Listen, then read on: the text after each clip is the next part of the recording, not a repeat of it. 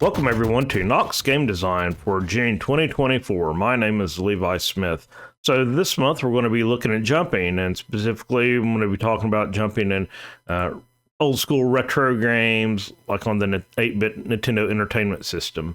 So first of all, I'm going to look at a game like Super Mario Brothers, the original, and basically our character Mario here, he's 2 tiles high. We're going to call that one block. So one tile is 8 by 8 pixels, 64 pixels, and you can see it here on this graph. So he's 2 tiles tall, which would be considered one block. Most graphics are done in blocks. So basically Mario can jump 4 blocks high, 4 times his height when he's small. That's actually 66 total pixels. So if we go here, I went out and looked at a lot of old NES games and kind of compared the jump height compared to the character's height. Now, the character's height does change whether the character is standing or jumping. Sometimes it's not significant, sometimes it is. So in the first column, I have the character in the game, name of the character, then the jump sprite when the character is actually jumping, then the height standing. So small Mario is 16, big Mario is 32. Link in Zelda 2, which had jumping, is 32. Mega Man from Mega Man 2 is 24 pixels tall. Samus from Metroid is 32 pixels tall when he's jumping. Mario from Super Mario 2 is 27. Luigi is 31 in Super Mario 2. Belmont is 30 in Castlevania 1. Ryu is 32 when jumping in Ninja Gaiden. And I can't remember the guy from Contra, but the Contra guy is 34 pixels tall when he's standing. So he's actually the tallest character. So the numbers in the red are the maximum values and the numbers in blue are the minimum values. So also have the height of these characters while they're jumping. So the jumping sprite is typically a little bit smaller. So the guy from Contra, he's only 14 pixels tall when he's jumping, which is the smallest. So he kind of goes into a little ball here. So the jump height, total jump height, so I went through all these games with an emulator and looked at the total jump height based on the distance between the ground where they started and the very bottom of the jump pixel, the jump sprite. So Mega Man from Mega Man 2 had the shortest jump height overall, and Samus from Metroid had the overall largest jump height with 88 pixels. So I guess that makes sense. It's kind of like on a foreign planet. So it's going to have less gravity. So he's going to jump, or she is going to jump a lot higher. So then I have all the, like I said, in Super Mario, both small Mario and big Mario can jump 66 pixels high. And then I have the statistics for all the other characters. So here's an interesting thing, the jump height ratio. So based on the standing sprite, how tall does that character jump? So basically, small Mario can jump 4.13 times his height. So that's the highest jump ratio. Total jump height distance over the standing sprite size. The smallest jump ratio is Link from Zelda 2. He can only jump 1.47 times his height. Now, it's different based on whether you're looking at the jumping sprite. Like I said, the height of the character, the jump sprite is typically a little bit smaller. So the smallest jump height ratio is Mega Man in Mega Man 2 at 1.57. Based on his jumping sprite, he can only jump 1.57. That jumping sprite height. The largest jump height ratio for jumping is the guy from Contra. He can jump 4.86 times his height. And then another interesting thing I looked at was the actual number of frames. So typically it's 60 frames per second.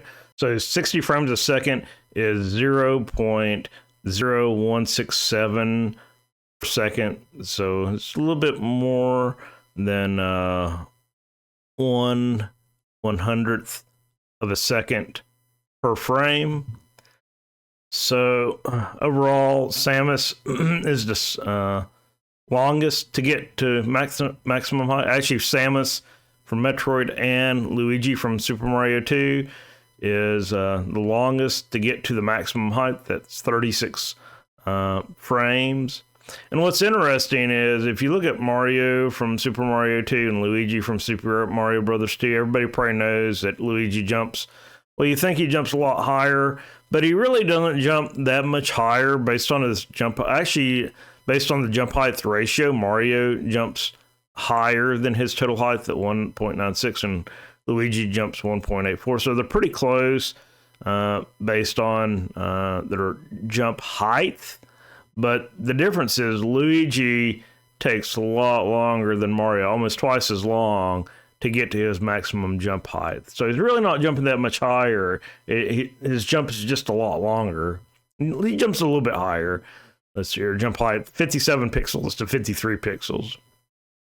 But his jump time is just a lot longer. So he's more floaty. So these seconds to max height, larger values like 0.6 seconds, that just means it feels more floaty.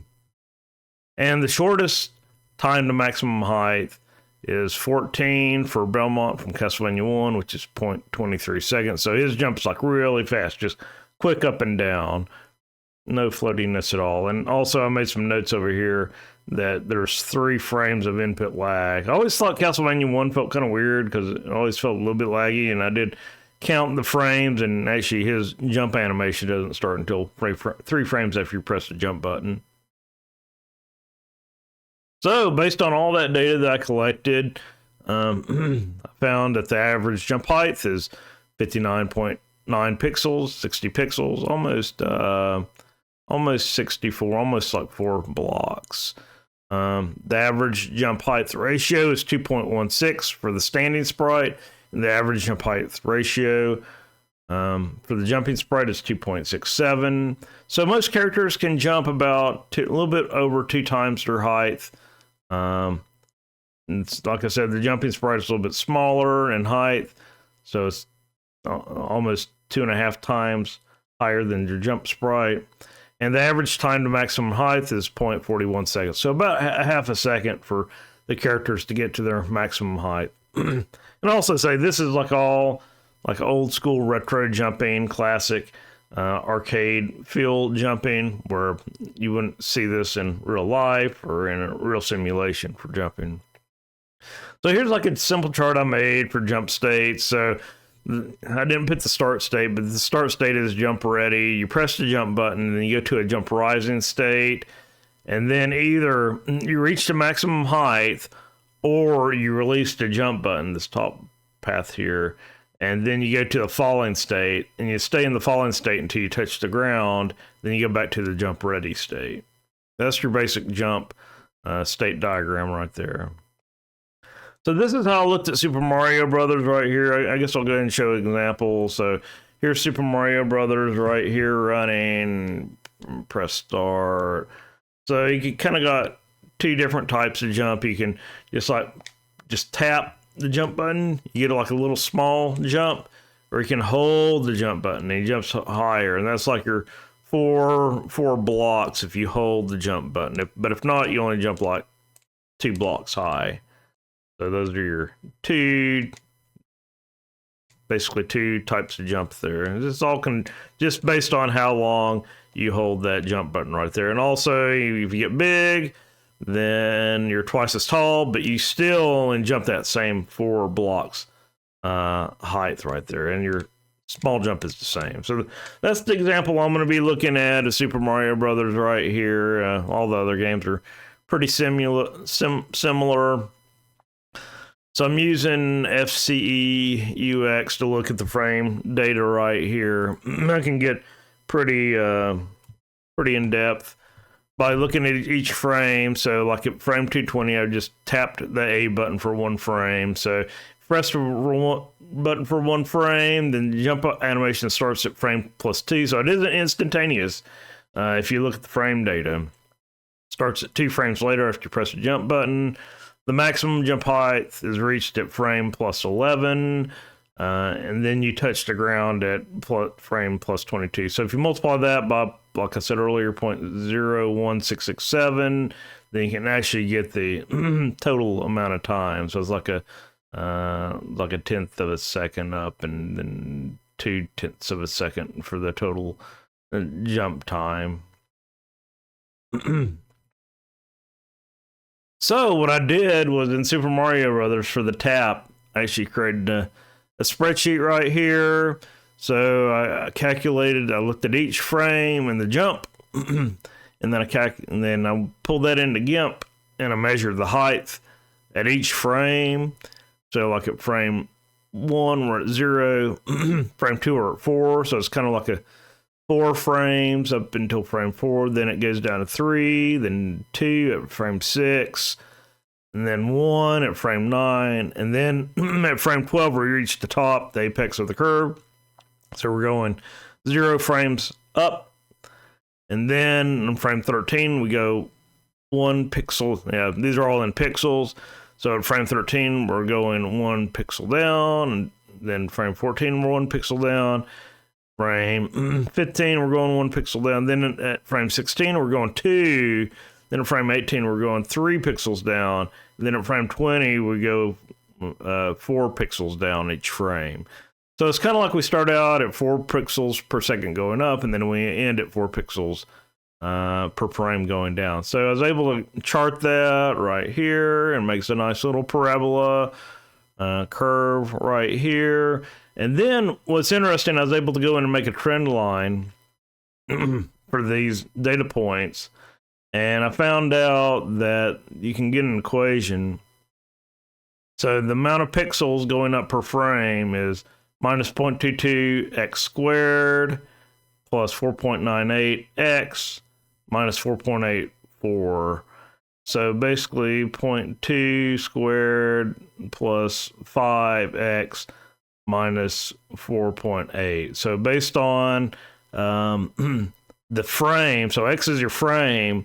So if you take like 10, you can like do 10 squared times minus 0.22 plus 5 times 10 minus 4.48, and then you can determine exactly how many pixels that frame that the character is going up, and then you can like actually take the derivative of that, and that'd be minus 0.44x plus 4.98, basically 5. So the derivative, basically it tells you at that frame was the rate of increase, kind of like the slope at that point. Kind of like what we're looking at over here. So if you look at frame, what is it, 11, you plug 11 in, you should get 0 if you plug that into the derivative. Yeah. So that was just for like pressing the jump button one frame. If we hold the jump button, so I put that into my FCE UX emulator here and just held the button for 60 frames, 1 second, 1 total second, and I kind of analyzed it, and I kind of did the same thing. So I found, like I said earlier, the maximum jump height is 66 pixels, which is 8 tiles or 4 blocks plus 2 pixels. So it's a little bit more than 4 blocks. And I found out the maximum was reached at 30 frames, which is half a second. So this is interesting. So if you hold the jump button, we get a different chart here. So, and due to the sake of time and the amount of time that it took to do this, I looked at every other frame and not every frame. So I kind of calculated the difference based on every other frame. So what we found out here is we kind of get a constant line going up until about frame 22 or so, and then it kind of starts doing that curve, and then we kind of get a linear fall off at frame 40. So it's kind of the same thing. We start out at going up 4 pixels per frame until we reach that point on frame 22, which have frame delta, then it starts. So after you release, or after it reaches the maximum jump height, then it still has a upward velocity, but then you start subtracting off that downward acceleration right there. So let's look at actually implementing jump in a game. So first thing you probably want to do if you're implementing like a platformer, jumping platformer, just start with a linear jump, go up at a constant velocity, and then just make sure you have the 3 states implemented: a grounding state, rising state, and a falling state. Detect when the player touches the ground. So starting out, you'll probably just have an infinite jump height. And like I said, have a constant jump speed and constant falling speed. So I got that actually implemented in mono game. So here's our first example, jumping 0, 1. Yeah, so this is it right here. So this is kind of just like the default game. Loaded, it's got the screen width and screen height, 1280 by 720. I got a block size of 48. So typically, like Super Mario Brothers, it's going to be 16, but since we got a bigger window, then we're going to use a bigger block size. So I'm using 48 right here. So I got an image for the block and the player and stuff that I've done previous talks on handling keyboard state, so I'm not going to go into that here. Loading fonts. Let's see here. We're loading the images using the stuff that was loaded into the MGBC editor. We're going to handle input in our update. Handle input basically so the space key is going to be our jump key, and so we got a basic left and right movement right here, just to make it feel like a game. So whenever you press the space key, we got a player object. I'm just going to call it player. The instantiated thing is object is just called player with an lowercase p. We've got a start jump and then a stop jump. So we're going to call start jump on the frame that the jump starts, and then we're going to call stop jump on the frame that the jump ends. So in draw, we're just going to draw that player. We're going to draw the blocks. We're going to have 2 rows of blocks at the bottom of the screen. Then we're going to draw the player at the player's X and Y location. And then we're going to draw some debug text. So that's the game, and then the player. Here's the player. So the player has X, Y position and a width and a height, a velocity X and a velocity Y. So here's the important thing right here to take away from this is we got a public enum called jump state. So we've got those 3 states: grounded, rising, and falling. So we're going to have an instance variable of jump state enum called jump state, just all lowercase. Here's our player. We're setting player's width and height to block size width and block size times 2 height, kind of like Super Mario, Big Mario, and Super Mario Brothers. We're going to set the default position. We're going to set the default velocity, X and Y velocity to 0. Then we're going to set the jump state to grounded. We're going to start out grounded. In update, we're going to change the X position by the velocity of X times delta time between frames. We're going to change the Y position by the Y velocity times delta time between frames. And here's just some bounds checking right here. If X is less than 0, we're going to set X to 0. We're not going to do any scrolling. If X plus width is greater than the screen width, then we're going to set X to the screen width minus the width of the player. So we're going to keep them contained on the screen. So here's the important part, jump state. If the jump state is rising, the velocity is going to get block size times 8. If the jump state is falling, then velocity is going to get minus block size times 8. So we're just going to rise and fall at a constant block size times 8. And the important reason to use block size is you can kind of change the window size or the character size of the block size, and then the jumping will remain the same. The jump field and the velocities will all work out as long as you have block sizes constant, so you can play around with the pixel sizes of the characters. If Y is less than, so this is checking the ground. So I don't have any collision built into this. It's just going to say if you hit one of those blocks in the bottom 2 rows, and if you go below that, then you've hit the ground. So we're going to set the jump state to grounded, set velocity Y, and set the Y position to the block size at the bottom of the screen. So basically, the character is kind of anchored at the bottom of their feet. There's our start jump. Basically, we're just setting jump state to jump state rising. Stop jump is set jump state to jump state falling. And here's some debug, so it's going to print it out to the screen. So let's go ahead and run this. So here's our character. You can move the character left and right. It just moves at a constant speed.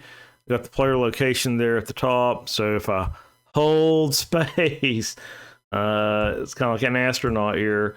You're just going to keep going up. No bounds check, no upper limit, no limits on how long you can jump. But this is like the starting point. If you're just like starting, just get it where if you tap the jump key and small jump, hold, do a bigger jump.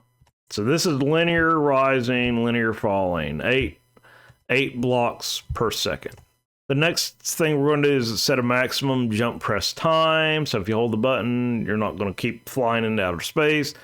And only go into the rising state if you're in the grounded state. So this, and I'll post all these code examples in a code repository online. People can look at the code. But yeah, when you're making games, it kind of goes like this. You just start little by little. You don't try to do everything once. You just try to do something simple, just like getting the character to rise when you press the jump button, get them fall when you release. So here's the second example. I think all this is the same in the main game. I don't think anything has been changed except for the debug. So I added some additional debug there, but the change is in player. So we got the jump states right there. So now we got jump state rising. And so we're using velocity wise, block size. Then we added up here at the top the jump button time and max jump button time. We're setting the max jump button time to half a second, kind of like what we saw when we're comparing the different characters. Average max jump time is half a second. So if jump state's rising, then we're going to add to the jump button time the delta time between frames. And then if the max jump button time is greater than the max, if the jump button time is greater than max jump button time, then we're going to set the jump state to falling. So you've held the button for more than half a second, you're all going to automatically start falling. Else, if you're in falling, then we're going to set the velocity to block size times 4, minus block size times 4. So you're going to fall at 4 blocks per second. And if you go below if you hit the bottom block, we're going to set the velocity back to 0. So in our start jump, if the jump state is grounded, we're going to go to the jump state rising. If when the jump button is released, we're going to set the jump state falling no matter what, and then set the jump button time back to 0. That's debug right there. So what I didn't show in the first example is you can keep pressing the jump button over and over again, and you'll start rising. You can do a double jump, but now you can only jump. You can only jump if you're grounded. So you're still doing the linear rise, and then a linear fall right here. This other way.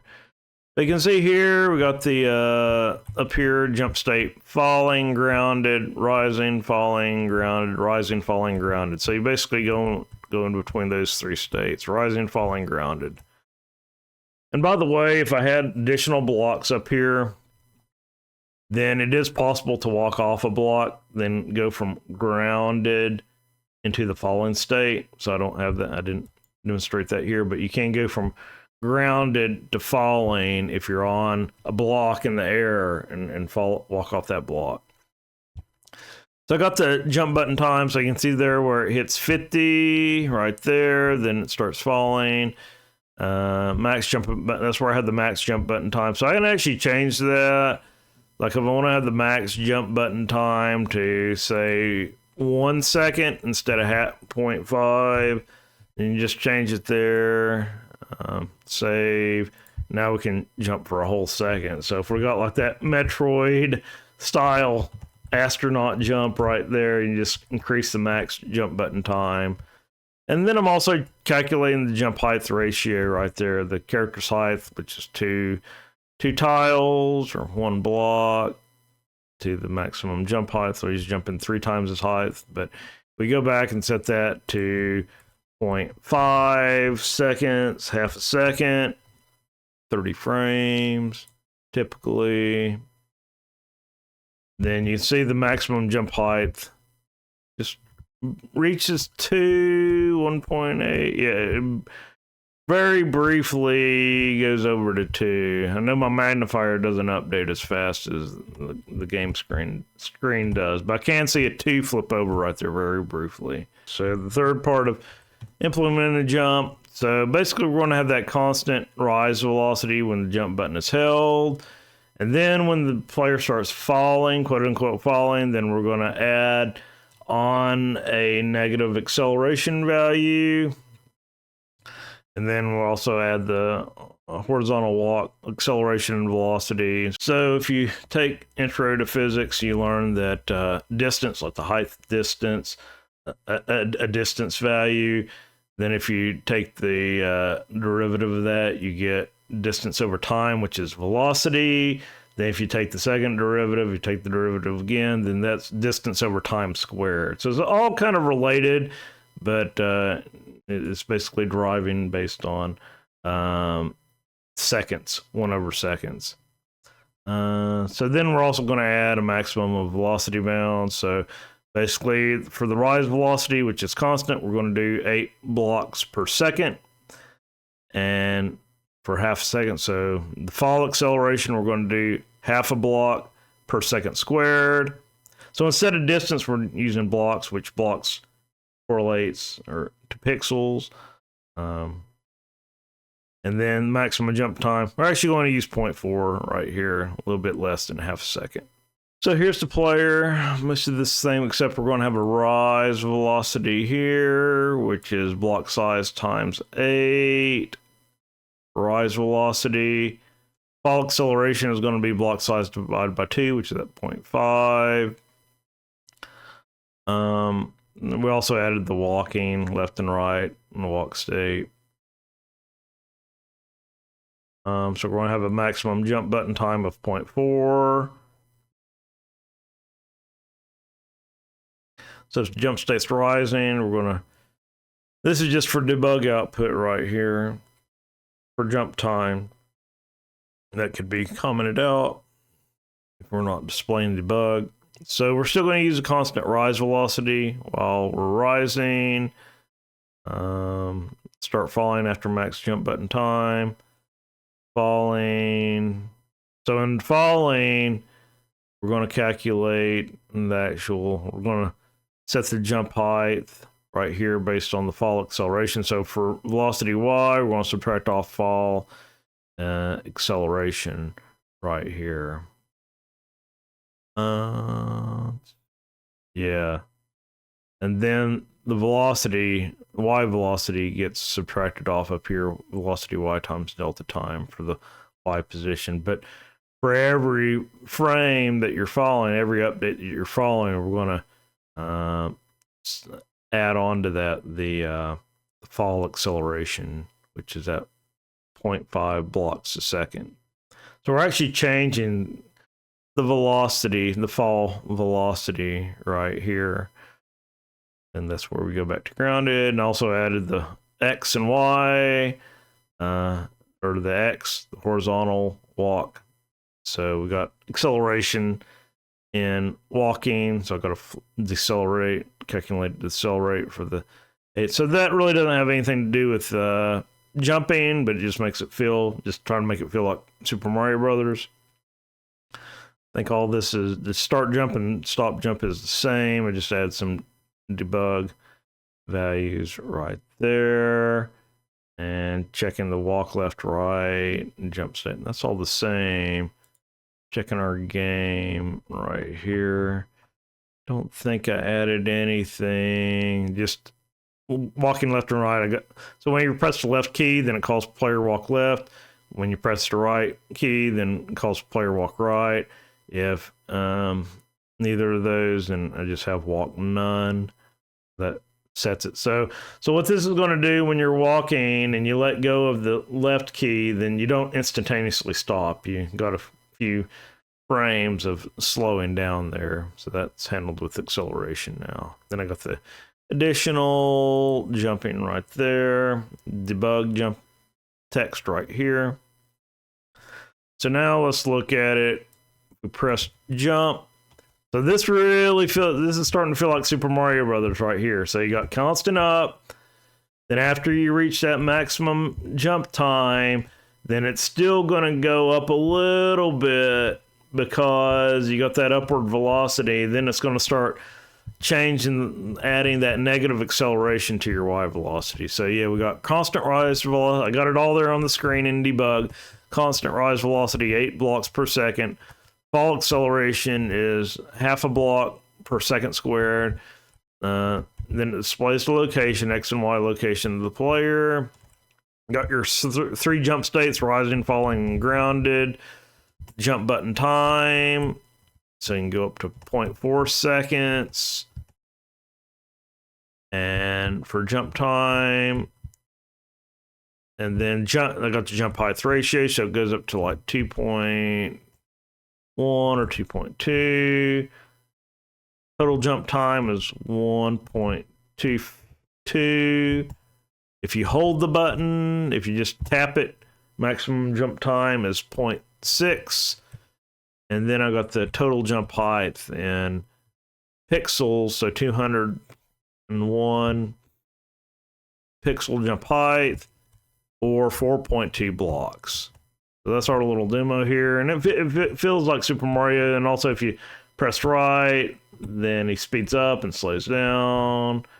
Or if you press left, he speeds up and slows down. So you don't have that instantaneous like stopping and starting, and it takes a fraction of a second to get up to full speed right there. So this actually feels like a game right here. I mean, you could build on this and actually make a game, but you'd need to like add like left and right sprite, or add a sprite facing each direction, maybe add a jump sprite, things like that, and make it actually scrolling. So I'm not going to talk about scrolling in this talk, but that's things that could be done to make this a little bit better. So let's see here. I thought I had a slide. Okay, yeah, here it is right here.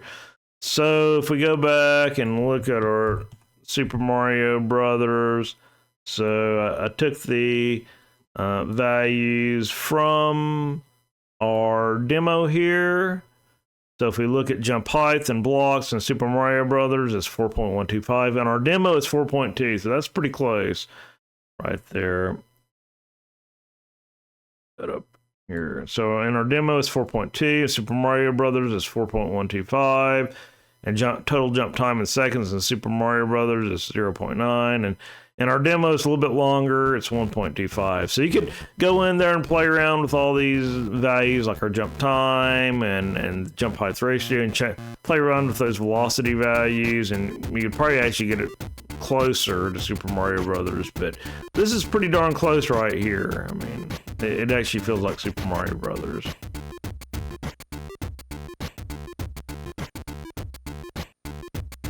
Yeah, so that's going to wrap it up. Just a quick talk on jumping. I know there's probably other talks out there that go into further detail, but this is just kind of an introduction to a platformer jumping game and how to implement that, and just a comparison between the different NES games, just looking to see how those differed in average values and things like that. So hopefully everybody found it interesting. Appreciate everybody out there listening and watching.